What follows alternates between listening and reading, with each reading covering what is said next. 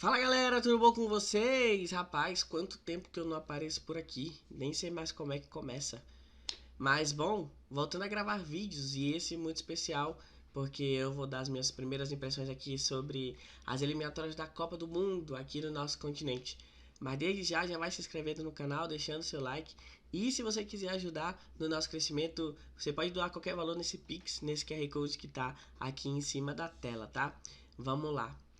Então, pessoal, dando continuidade aqui no vídeo, as eliminatórias sul-americanas para a Copa do Mundo de 2026, elas seguem o mesmo formato, ida e volta, 18 rodadas. Só que assim, nós temos 10 seleções e das 10, 6 conseguem uma vaga direta e a sétima vai para a repescagem. Então, assim, de cara, esse sistema ele ficou um pouco defasado, né? Praticamente vai ser impossível do Brasil ou de uma Argentina de ficarem fora da Copa. E pelo contrário, agora vai ser muito fácil para que as equipes assim maiores consigam se classificar, né? De 10 times, 70% vão ter pelo menos uma mínima chance de disputar um jogo decisivo de Copa do Mundo. E embora esse sistema seja muito bonzinho com a Conmebol, né?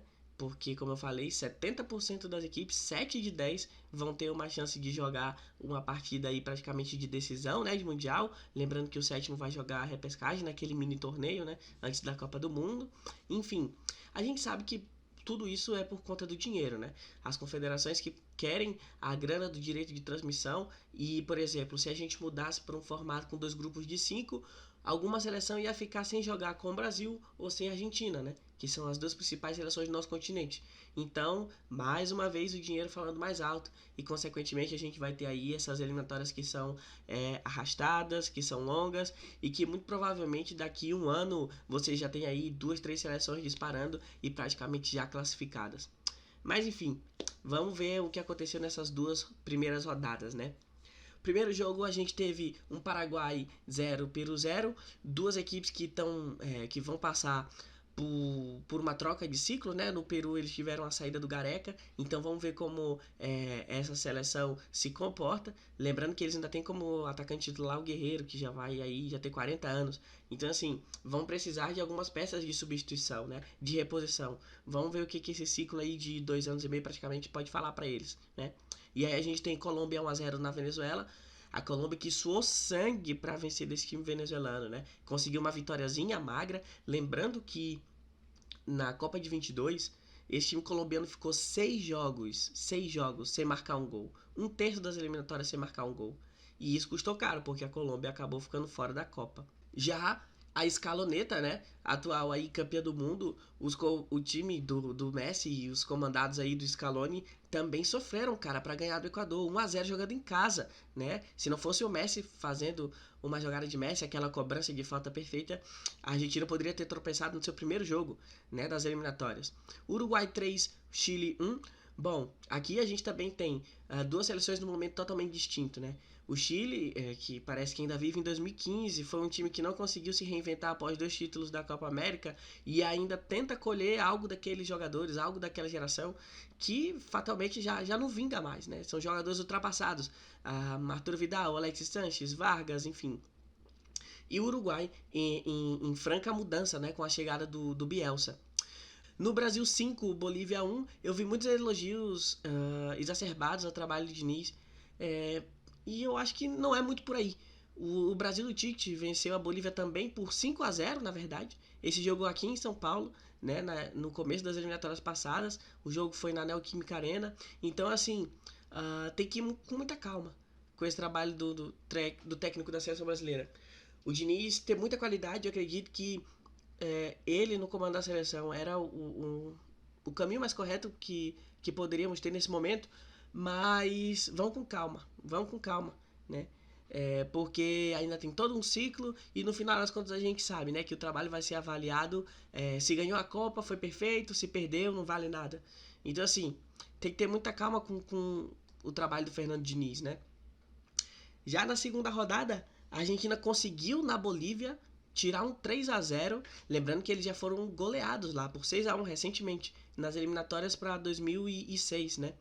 E nesse jogo o Messi começou no banco de reservas. Então a Argentina conseguiu um grande resultado na Bolívia. Esse time boliviano que tá parado há muito tempo, né? Porque o campeonato lá parou. O campeonato pode recomeçar do zero e tudo mais. Esquema de manipulação de resultados. Então, enfim, o futebol ali boliviano vive um momento de muita instabilidade.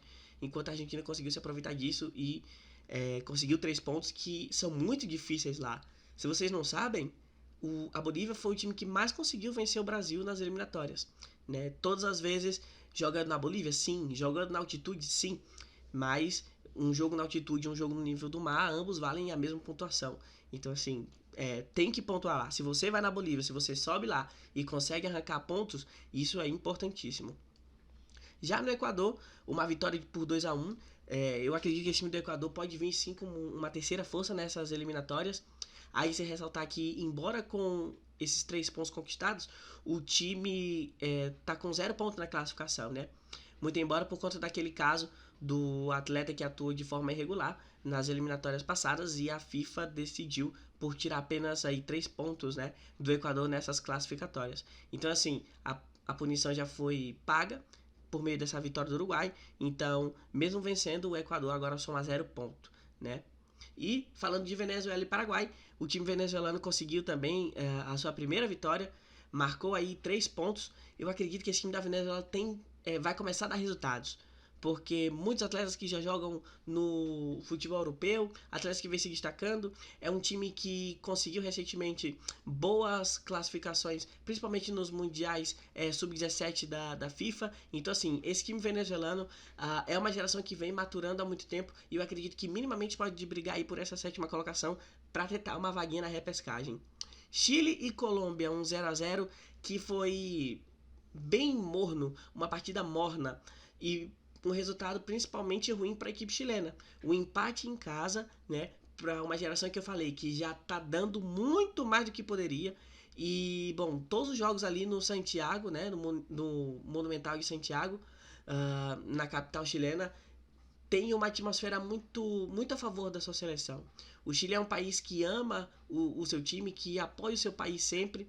Então, esse é o principal trunfo dessa geração. Enquanto não houver essa renovação do time, essa troca de jogadores, esse poderia ser o principal fator desse time, que não conseguiu aproveitar diante da Colômbia e perde 2 pontos, né? Não ganha 1, perde 2. E fechando essa rodada, a gente teve a vitória do Brasil diante do Peru, 1-0. E eu também vi muitas críticas que não condizem com, por exemplo, o resultado do jogo. É verdade que o gol saiu ali na Bacia das Almas, no final do jogo, o Marquinhos acertou uma cabeçada, ok, 1-0. Mas desde que as eliminatórias da FIFA começaram a ser nesse esquema de ida e volta, turno e retorno, o Brasil sempre suou muito para conquistar pontos em Lima. Por exemplo, aquele Brasil do Quarteto Mágico das eliminatórias de 2006 empatou em 1-1. Né? A mesma situação, o Brasil teve muitas dificuldades, foi 1-0 naquela eliminatória para a Copa de 2002, gol do Antônio Carlos, né?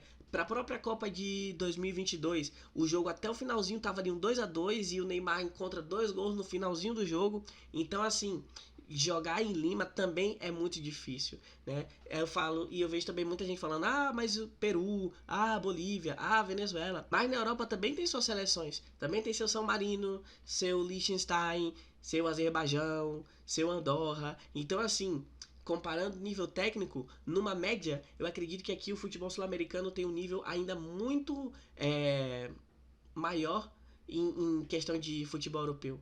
É bem verdade que de 10 passam 7, né? Na Europa são grupos menores, de 6 ou 7 times e passam 1 e o segundo vai para a repescagem. Mas se você for comparar nível de enfrentamento, eu acredito que os times daqui eles são muito mais equilibrados do que as seleções de lá, né? Mas enfim, vamos aqui para a parte final do vídeo. Na terceira rodada, terceira de 18, a gente tem Bolívia e Equador já no dia 12 de outubro, né? Daqui a pouquinho mais de um mês. Bolívia e Equador na altitude, né? Duas equipes que são acostumadas a jogar na altura, então assim, é um confronto muito parelho. A gente tem Colômbia e Uruguai jogando em Barranquilla. Temos Argentina e Paraguai, esse jogo vai ser bom, hein? No Monumental de Núñez, vai ser uma quinta-feira, 9 da noite. Em Santiago, Chile e Peru, esse é o clássico do Pacífico. É um jogo cheio de história. Chile e Peru, que são rivais históricos, tem a guerra, né, entre os dois países. O Chile mesmo tem um navio peruano chamado Oscar, na cidade de Talcahuano, como uma vitória de guerra, né? Literalmente, eles expõem esse navio lá, é um artefato muito interessante de se ver. E fechando essa rodada, a gente tem Brasil e Venezuela. Esse jogo vai ser na Arena Pantanal, né? Fechando a rodada FIFA, a gente tem Venezuela e Chile, Paraguai e Bolívia, Equador e Colômbia. E aí o Brasil vai ter um desafio muito difícil. Você pegar o Uruguai no Estádio Centenário, que é um dos principais jogos dessa fase de classificação para a Copa do Mundo. É um dos principais testes do Brasil. E com o Bielsa, essa seleção uruguaia, que é a atual campeã sub-20, ganhou esse ano, há pouco tempo, não fazem 6 meses, a Copa do Mundo sub-20. Esse time uruguaio vão subindo muitos jovens para essa seleção principal. Eles estão numa entre-safra, mas o Bielsa está conseguindo encaixar essa galera nova que está chegando. O Cavani e o Suárez, eles já não são tão protagonistas assim. Na verdade, nem foram chamados na primeira data FIFA. Então, assim, são dois times que estão respirando novos ares. E eu acredito que Uruguai e Brasil vai ser um jogo boníssimo. É bem verdade que nos últimos jogos lá, o Brasil até se deu muito bem, conseguiu resultados muito expressivos, mas vamos ver, né? Agora é uma outra geração do Uruguai que quer jogar futebol, né? E eu acredito que com Bielsa eles vão para a Copa do Mundo e vão fazer um papel até que interessante. E no Peru, fechando essa rodada, Peru e Argentina, né? Vamos ver como essa seleção peruana vai também enfrentar o time argentino.